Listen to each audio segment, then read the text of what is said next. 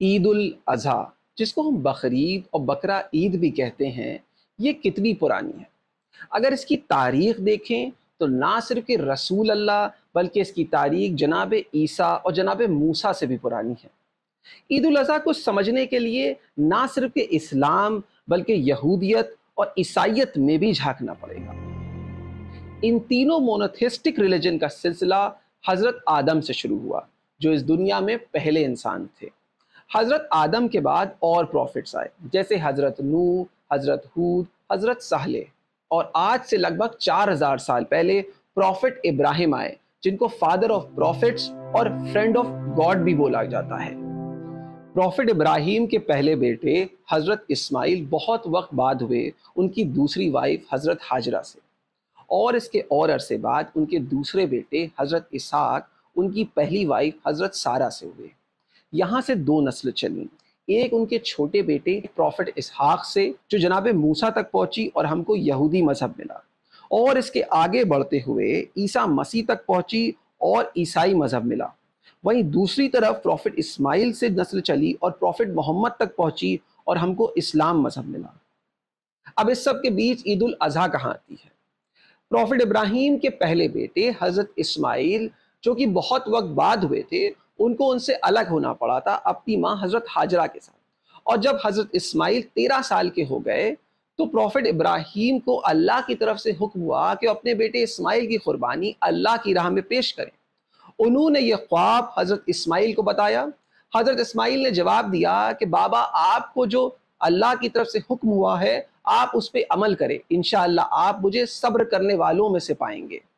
علامہ اقبال کا شعر ہے اس پہ، یہ فیضان نظر تھا یا کہ مکتب کی کرامت تھی، سکھائے کس نے اسماعیل کو آداب فرزندی۔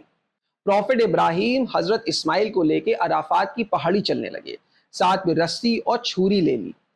راستے میں مینا کے میدان میں شیطان نے پروفٹ ابراہیم اور حضرت اسماعیل کو بھٹکانے کی کوشش کی۔ حج میں اسی جگہ پر شیطان کو پتھر مارا جاتا ہے۔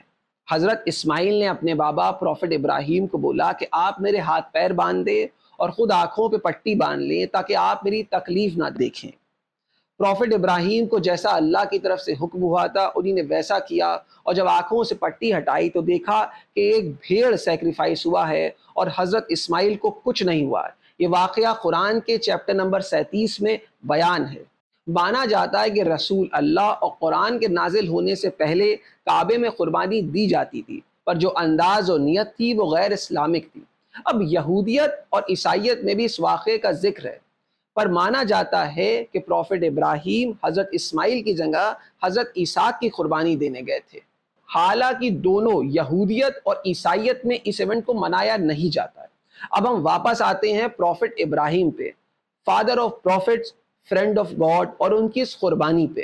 اگر ہم اسلام کے الگ الگ ایونٹس کو دیکھیں اور ان کا کیا رول اور سگنیفیکنس رہا ہے تو ہم دیکھیں گے کہ پروفٹ ابراہیم اور حضرت اسماعیل کی قربانی کا ایونٹ سب سے پرانا ہے۔ نہ تو ہم جناب نوح کی کشتی کا واقعہ مناتے ہیں اور نہ ہی حضرت حابیل کی قربانی کا، پر مسلمان نہ صرف حج میں بلکہ پوری دنیا میں ہر سال جانور کی قربانی کرتے ہیں۔ قربانی کے 3 حصے ہوتے ہیں، ایک غریبوں کے لیے، ایک رشتہ داروں عزیزوں کے لیے، اور ایک خود کے لیے۔ یہ سیکریفائس پیٹ بھرنے کے لیے نہیں ہوتا ہے، یہ ہمیں یاد دلانے کے لیے ہے کہ کیسے اللہ کے حکم پر پروفٹ ابراہیم نے عمل کیا تھا، اور ہم کو نہ صرف تیار رہنا چاہیے کہ زندگی میں کب کس طرح کا سیکریفائس کرنا پڑے، بلکہ یہ سمجھنا چاہیے کہ یہ زندگی عمل اور سیکریفائس پہ چلتی ہے۔ کہیں نہ کہیں ہم کو سیکریفائس کرنا پڑتا ہے، چاہے وہ صبح کی نماز کے لیے نیند ہو یا صبر کے لیے زبان پہ آئے جواب کا۔ اور سورہ حج آیت 37 میں بیان ہے، خدا تک نہ تو جانور کا گوشت نہ خون جانے والا ہے، صرف ہمارا تقوی اللہ تک پہنچے گا۔